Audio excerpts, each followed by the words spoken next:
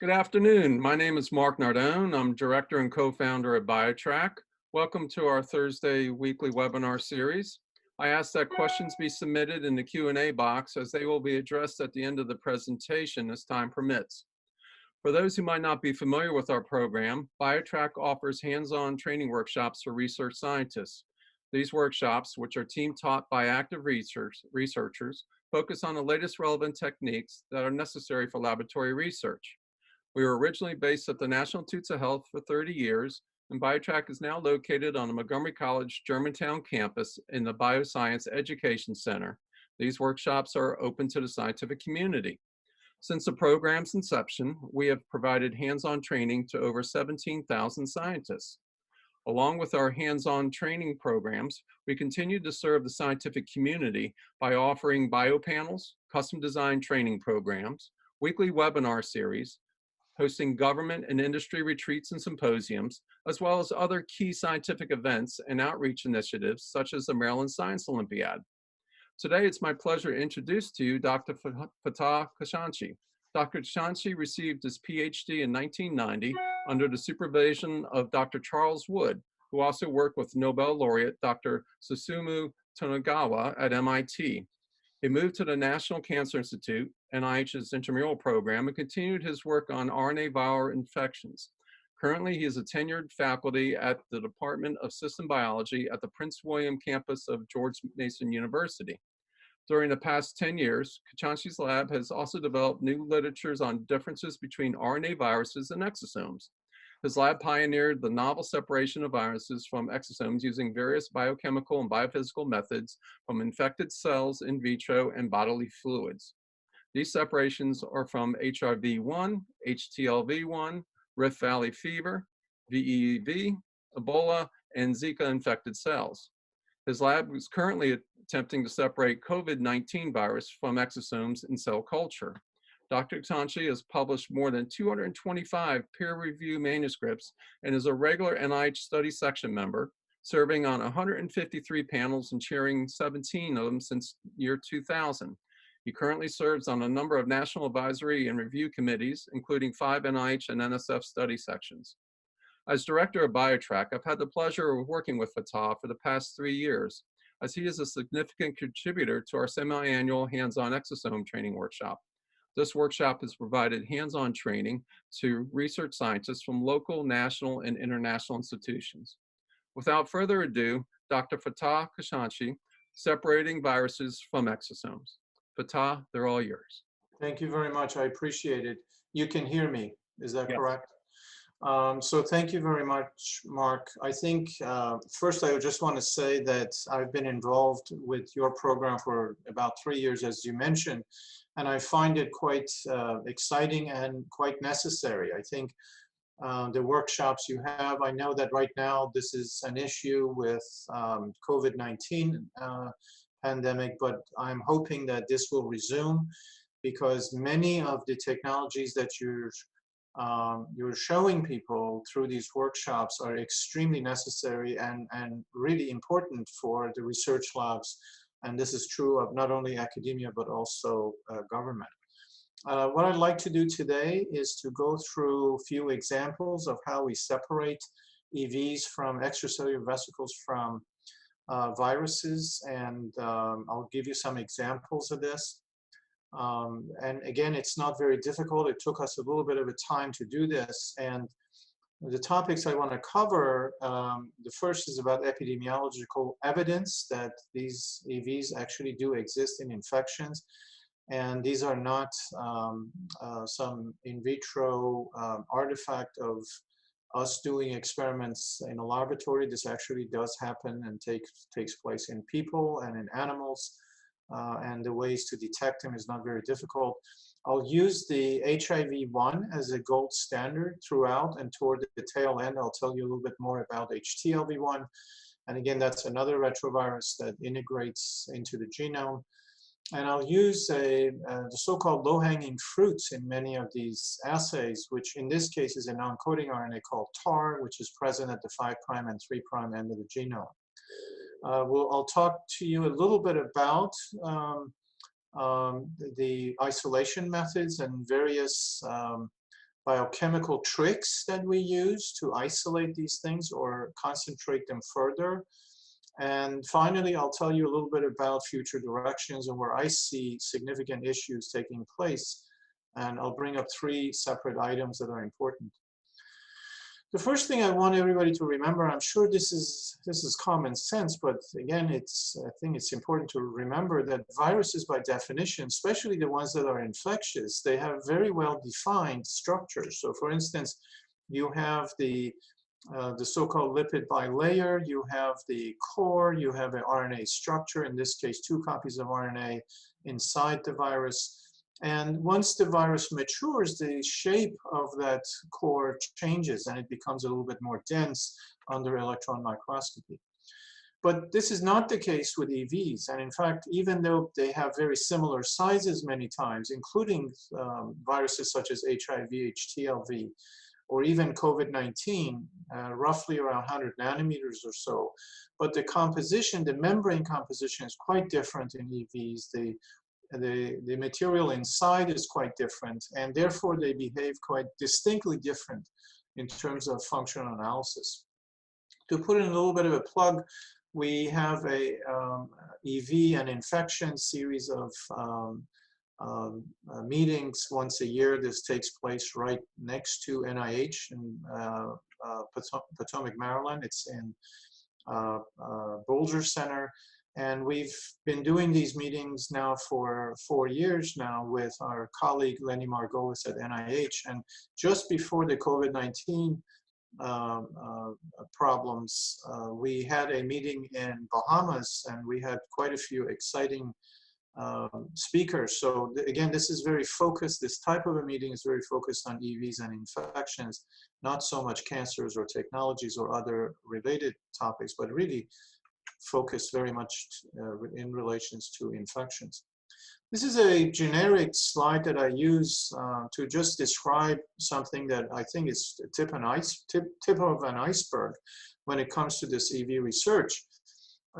Many virologists, of course, they work on double-stranded DNA viruses, single-stranded DNA viruses, double-stranded RNA, or single-stranded RNAs that are either positive or negative in orientation.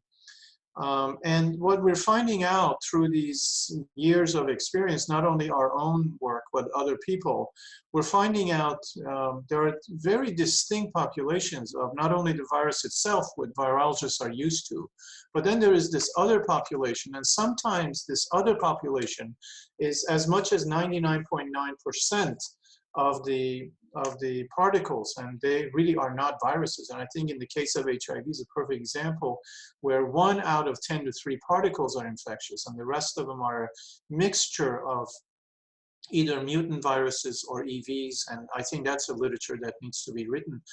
So I think this particular literature is going to last for a long time. It's just, it needs some novel pioneering way of thinking, and also coming up with technologies that could address really fundamental sort of questions. So many of the questions we're asking today are fairly basic, and we're trying to tease out not only purification, but what are some of the biochemical methods that we could use to understand the mechanism.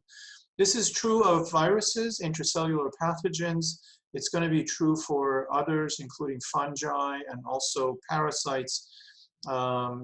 Bacteria, they have their own, of course, EVs, and then, of course, if they are inside of a eukaryotic cell, they're going to be secreting EVs that have body parts of the organism. So, and of course, parasites, bacteria, and fungi, they make their own version of EVs. And again, this is an emerging field, so I think it's going to take a long time to be fully developed.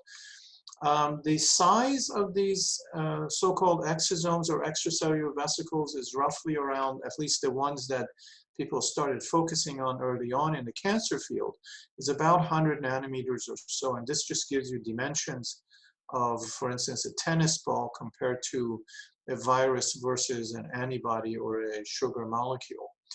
I think much of this literature really came about and people started paying close attention to it because of the 2013 Nobel Prizes for Jim Rothman, Randy Shackman, and Tom Sotoff.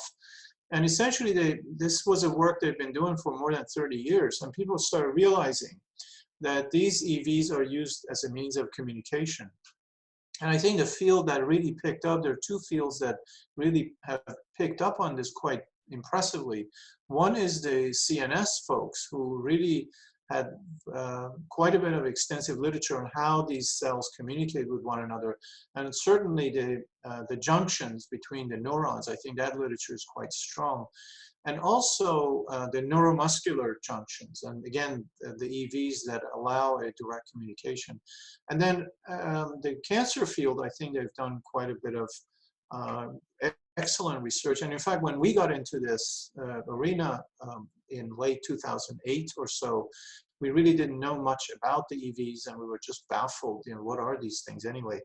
But I think when we look back into the cancer field, it turns out that they've done quite a bit of great work. And here's just one example where the primary cancer essentially secretes EVs. And now we know today, we collaborate with Lance Leota next door to me on breast cancer and other models. And then we look at these EVs that come out, and essentially they go to a lymph node and they settle there. And because of this, they are able to make the environment rich enough that they could, that the cancer cell later comes into the lymph node and spreads. So not only it's being used as normal communication, these EVs are being used as normal communication method, but also pathogens or cancers, they use this as a means of communication.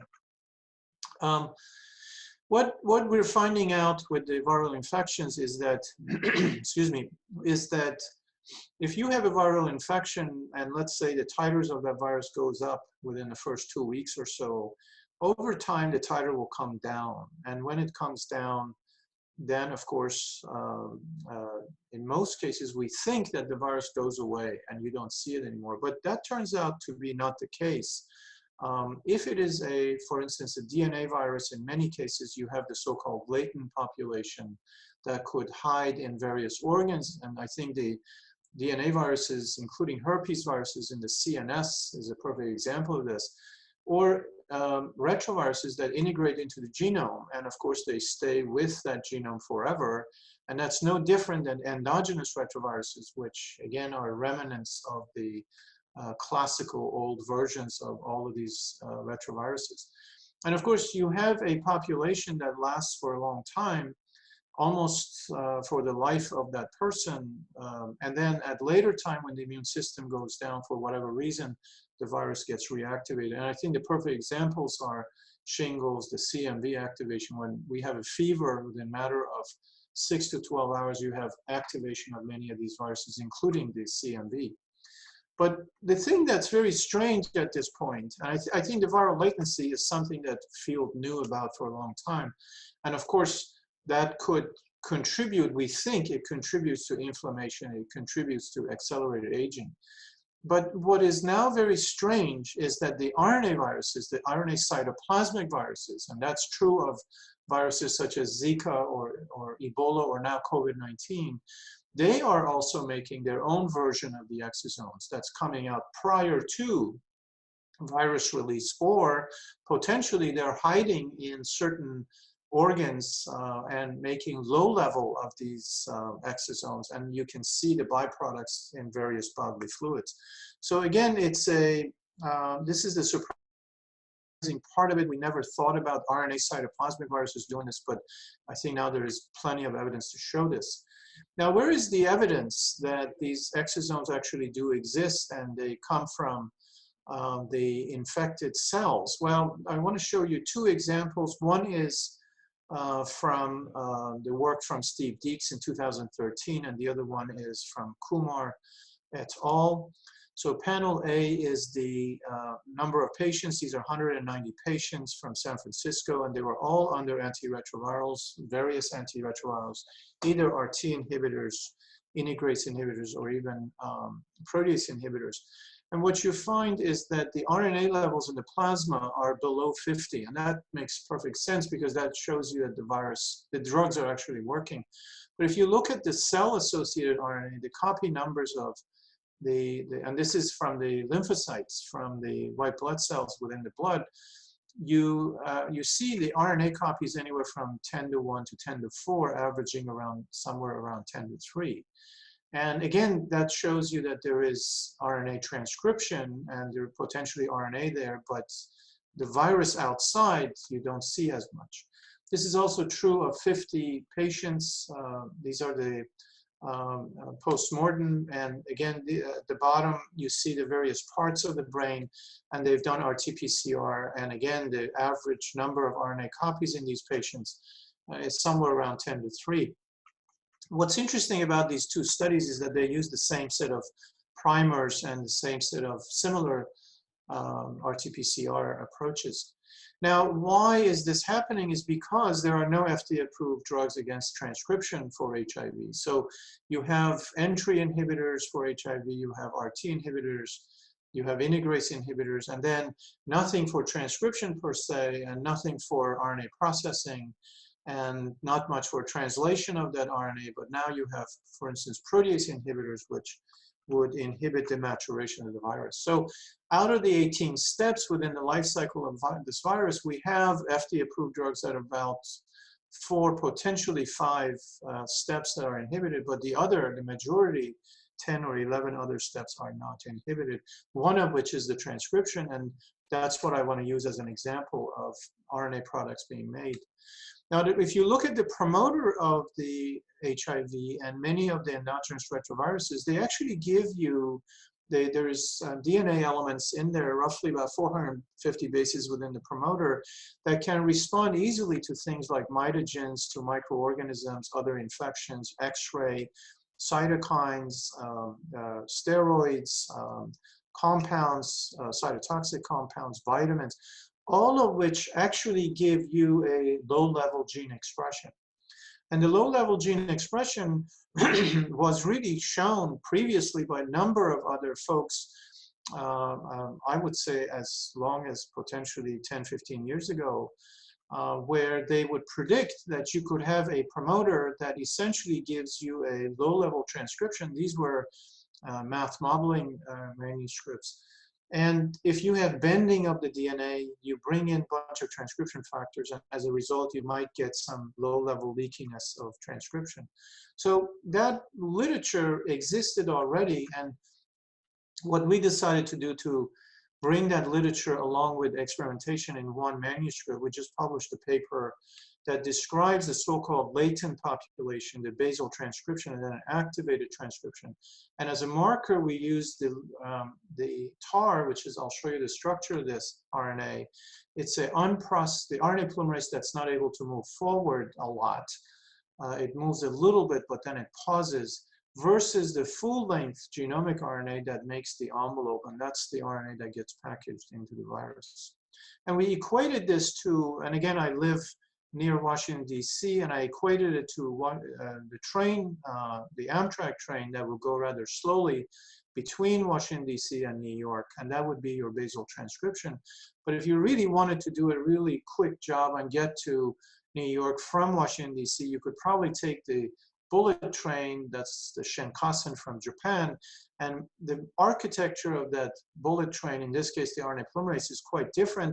It's heavily phosphorylated, and because of this viral protein, you're now able to get lots of transcription and lots of RNA. So the biology of the basal transcription from activated transcription really dictates whether you're going to have potentially exosome release or you're going to have a virus release. If that's true, can we show this in vitro? And the answer is yes. And again, this is published, where we take PBMCs, primary cells, and we isolate the exosomes from them. And I'm sorry, we first treat them with PHIL2 to keep the cells alive. And 7 days later, we isolate the exosomes and keep them at 4 degrees.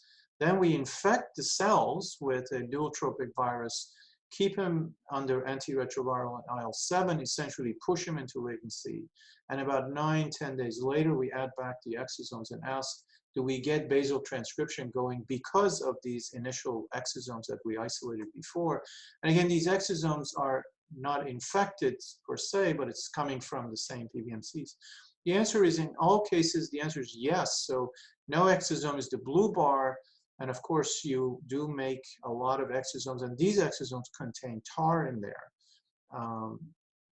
And the Thar, of course, is a sign of basal transcription happening. It's happening in all three donors.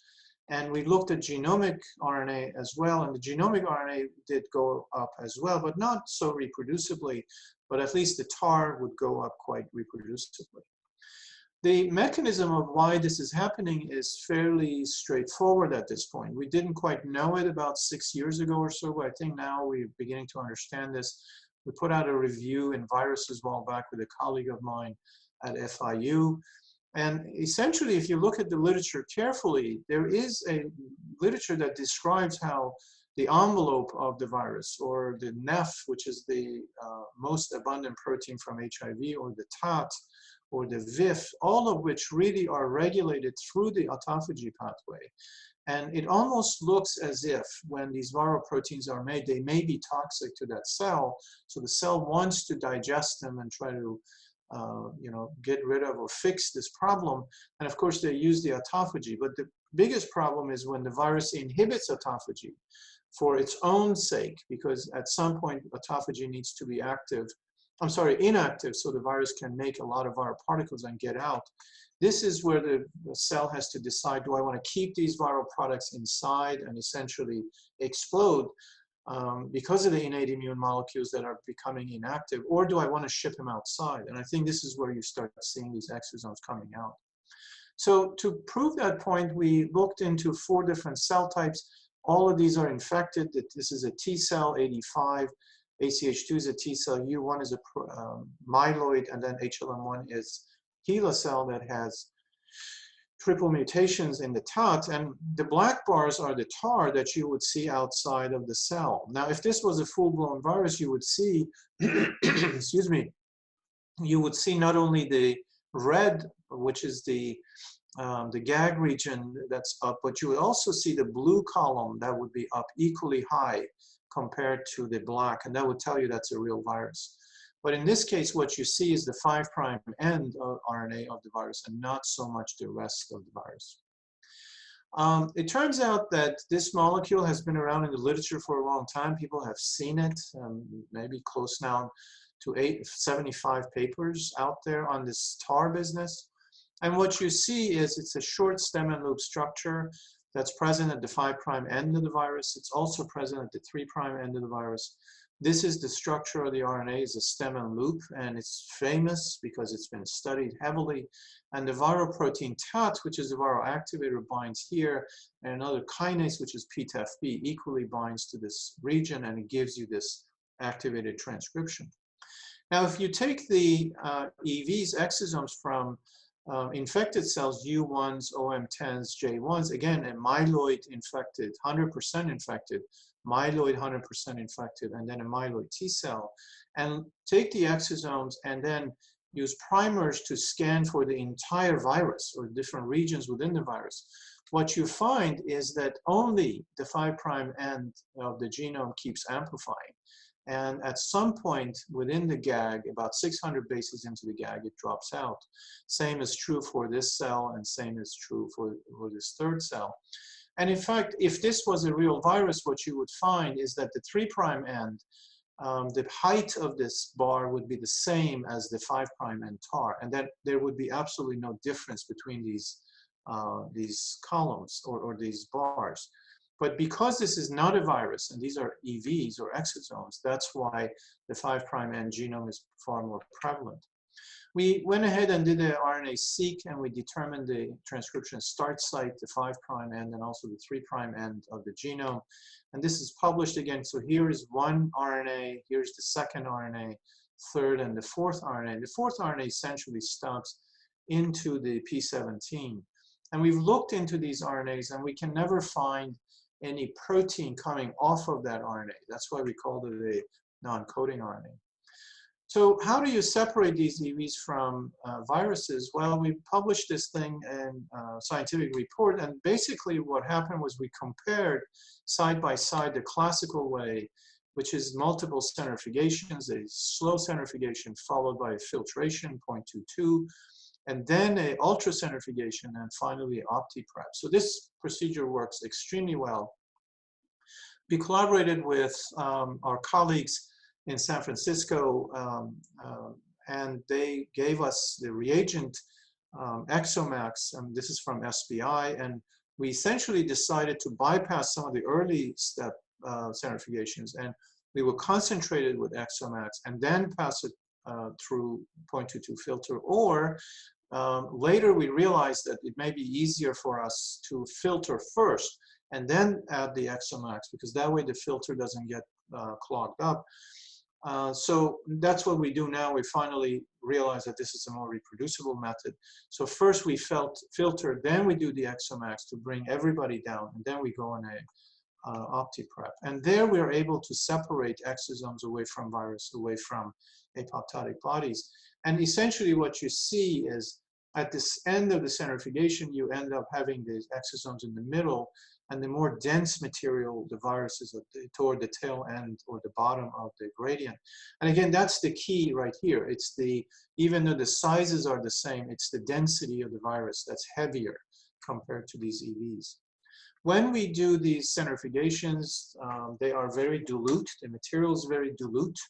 And so what we do is we go ahead and use nanoparticles from Series Nanosciences, and that way we can concentrate either the virus or the exosomes. And then we can do downstream assays, including if it's a virus concentration, we can do PCRs, we can do direct cell culture, or if it's an exosome, we can do enzymatic assays and other biochemical assays. We've also tested other things that we like. One is immunoisolation. So right after the centrifugation, iodixonol, we can do antibody pull down against the markers of the exosomes, which works quite effectively. The other method we've used is the ultracentrifugation to start with, especially with small samples. We call it 2K, 10K, 100K. This has been published previously by our colleague in Europe. And finally, we've used ISON columns, and these are quite effective, especially if we're in a BSL-3 setting, including pathogens such as coronavirus. These columns, they can be used once and you can throw them away. But the beauty of it is that they do separate EVs away from, potentially from larger viruses and potentially from proteins. So the experiment looks something like this. The left side is the beginning of the gradient, and the right side, lane 11, is the bottom of the gradient. And the first time that we start seeing all three markers, CD81, 63, and CD9, is right here, almost in the middle of the gradient. And when we have all three markers, we can be sure that that's a real exosome. Then some of those markers go away, and then comes another set of same EV markers. And then at the same time, we start seeing markers for the virus. So lane 10, for instance, not only contains the virus of interest, in this case HIV, but it also contains EVs. Lane 9 has those EVs, but it's also contaminating to lane 10. It has the EVs that have similar density as the virus. So we're trying to purify these EVs away from virus further, but at this point we decided to just characterize the EVs that are a little bit less dense, and they have absolutely no viral particles in them. So we've published quite a bit on these fractions, lane 5 and 6. But then if you look at lane 11, the virus is not very much present in the case of HIV, but if you put them on the antiretroviral, now the virus becomes a little denser, and now you can see it in lane 11. So a treatment, antiviral treatment or some other treatment, could change the density of the virus. How do we know the difference between the virus and the EV? If you take fraction 10.8, which is lane 5, you throw an antiretroviral, the RNA copy numbers don't change. If you take fraction 16.8, which is lane 10, and now you throw an antiretroviral, all of those RNAs go away. Essentially, it shows you that this lane 10, or fraction 16.8, contains virus particles in there. A colleague of mine from Harvard, Anil Prasad, asked me to do these experiments. We've looked at the virus in the larger fraction, or at least the larger than 100 nanometer fraction, and indeed it turns out that those EVs may contain virus in them. We've seen this quite a bit in myeloid cells, not so much in T cells. And this is true in myeloid and also in primary macrophages. And of course, you can show the RNA levels showing up if you have the large particles and see if they're infectious in T cells.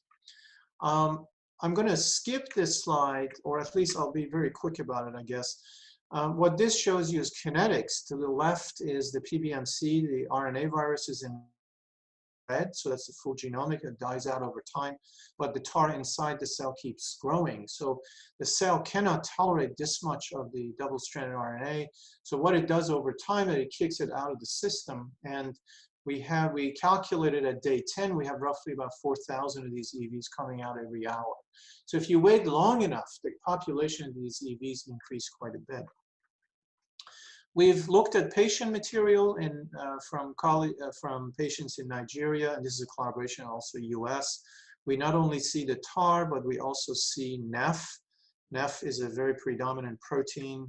We now use the RNA, TAR as an RNA marker, and NEF as the marker for HIV protein. And again, this is published in Di Marino's paper, where NEF is abundant in quite a few of the patients. Myristylated NEF, which is the membrane version, is very abundant. And then, of course, the TAR is present in almost all of them. I'm going to skip this. This is a paper from Cliff Lane. I don't want to get into it too much, but these are zombie viruses, so-called zombie viruses. They're gutted viruses, but they still make the TAR, and they make the GAG and some of the other open reading frames. I have another, I think, 7 to 10 slides. I'll try to be as quick as I can here. The TAR RNA itself, the question is, do you use this for diagnostic markers? What does it do to the neighboring cells that are uninfected? And we've published this where the TAR RNA by itself is able to turn on a bunch of cytokines in the neighbors. An example of this is IL-6, TNF-beta. This is the wild-type TAR. And if you take the stem away from that TAR, you just have the upper loop portion. You no longer see activation.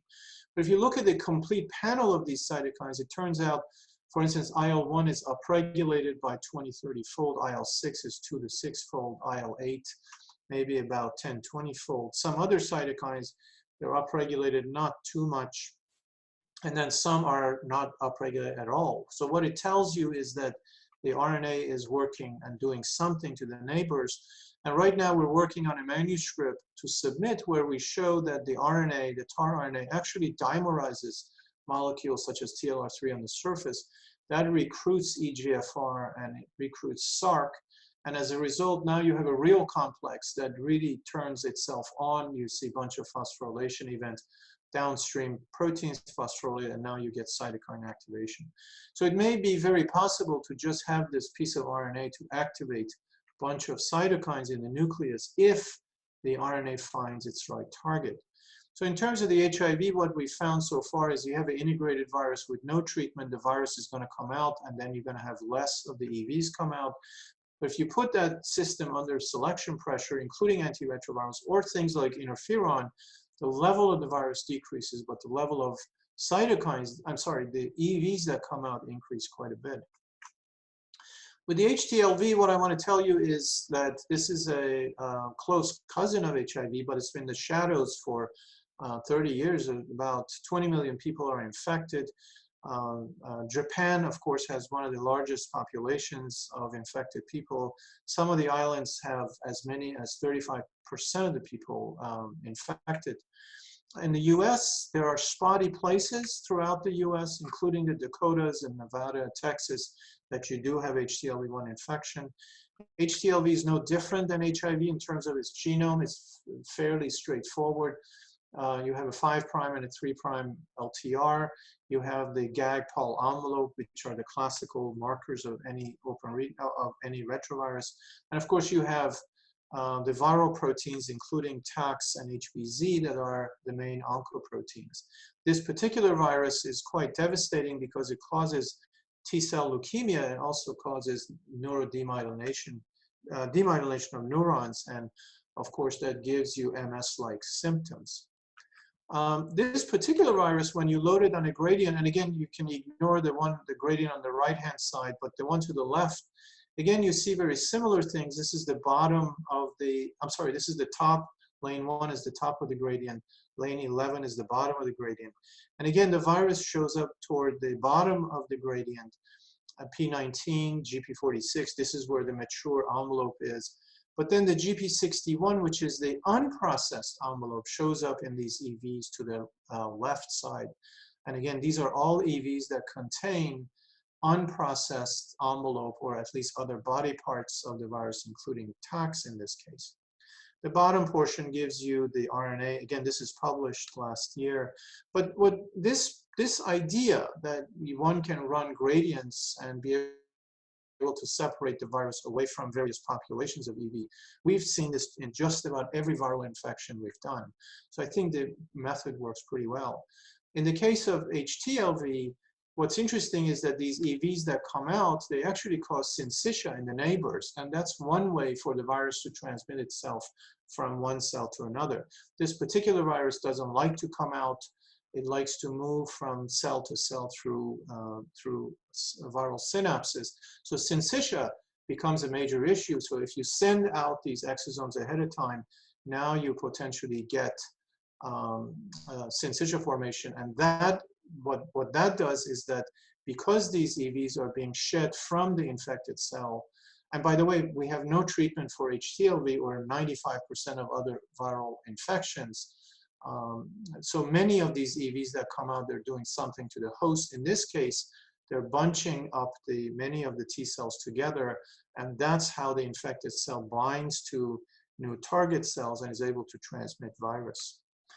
What are some of the potential future questions? We and many other labs are looking at the donor cell, the EVs themselves, and also the recipient cell. We're looking at the cell type, the T cells versus myeloid, infected versus uninfected. What happens if you have antiretrovirals there? Cell lines versus primary, and of course, bloodstream versus tissues. Same holds true for the recipient cell. And then, of course, the classical easy set of questions are what's in these EVs. There's quite a bit of publications on this in terms of proteins, in terms of biomarkers and RNAs. And again, because this is such an emerging field, people are still trying to address some of these basic questions. The further populations of these EVs are going to become a major issue to be able to purify the large EVs all the way down to very small EVs, and be able to characterize them and be able to define their function is going to become the key. But I think at this point, the big deal in the field is not just characterizing them, but trying to figure out what do they do functionally. And if one can figure out functional analysis, I think the literature becomes a lot more receptive, including funding agencies.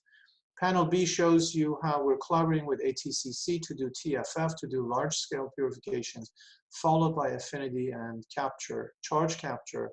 And again, these are some of the ongoing research. And then finally, I'd like to just bring in the issue of these EVs. A colleague of mine, Lenny Margolis, published a paper 2 years ago about really a revolutionary idea. I think for the first time, he actually showed clear evidence that many of these EVs, they have either cytokines inside or they have on the surface. And I think many labs, including our labs, have seen this now repeatedly. And now we're asking the question that what do these cytokines do? How do they bind to their target on the recipient cell? And then the fundamental question that I think comes back to us is what is the composition of these membranes on these EVs as compared to the infected cells? And again, by understanding the composition, one can find the right zip code and move the therapeutic of interest or delivery of interest into the right cell. These are some of my very talented students. I've been very fortunate to have these great students and postdocs. Katie DiMarino has done quite a bit of the purification, along with Alex Barclay and Michelle Pleat, who's done the Ebola work. And these are some of my other colleagues. And I'm always grateful to Dr. Leota, who's a collaborator of mine. He used to be at NIH, Deputy Director of NIH, and also at SBI, and some of my other colleagues at Series Nanosciences, Archana Gupta and Ben Lapine. And these are colleagues who have contributed quite a bit. And at the bottom is our funding and our collaborators. And I'll stop right there. Fatah, thank you so much for a great presentation. I have three questions that we're going to go ahead and ask, and then we'll sign off. Continuing the same thought, are reads from assembled particles as efficient as naked RNA? I'm sorry, say that again. Read that Um, again. okay, here we go, starting with this one. Are some of the 5' reads from viruses that have not finished assembly yet, rather than from exosomes?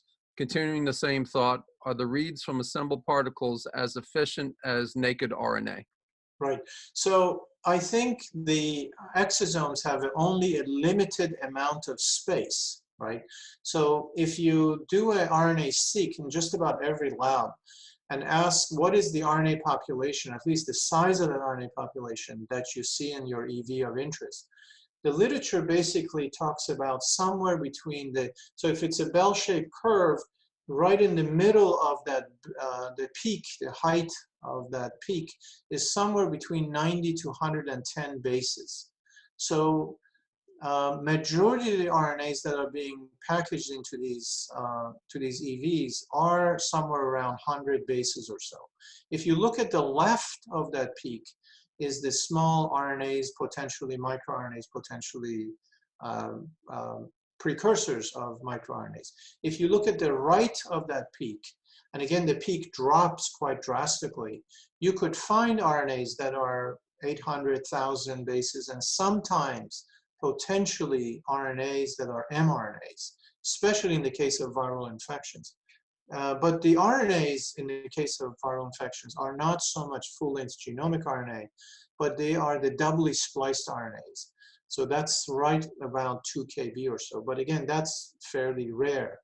But the height of the peak is about 100 bases. So there's only a limited amount of RNA that could be packaged, which goes to and begs the question of what is the machinery that packages only that much RNA and only certain size RNA. And again, nobody knows that, but I think in a matter of 3 to 5 years, we'll know about that. And the other question is from Marissa.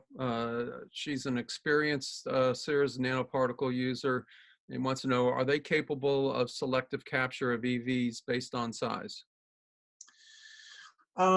So I think what we're doing now is we're trying to work with IZON. So again, quite a few companies have come to us, and we're very fortunate to work with them. So IZON, we're working with IZON to separate EVs first, and we're using columns that they're not supposed to be really separating based on density. They're supposed to be separating based on size at this point.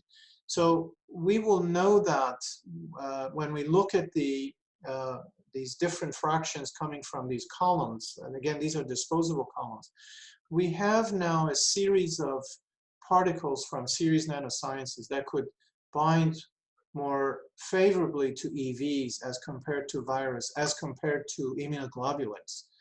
In fact, we just did this experiment on Monday.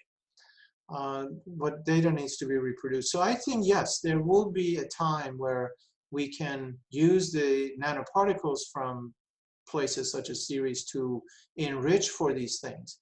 However, my recommendation is that don't use them as the starting material. I think if you do that, then it becomes very difficult to separate particles from one another. I always suggest that the front end purification should be either centrifugation methods or separation from columns. And then the second or the third layer of purification or concentration should be things such as nanoparticles.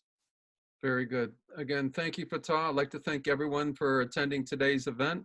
You'll receive an email from my office next Tuesday containing information, a link to the recording of today's webinar, as well as a PDF of the presentation.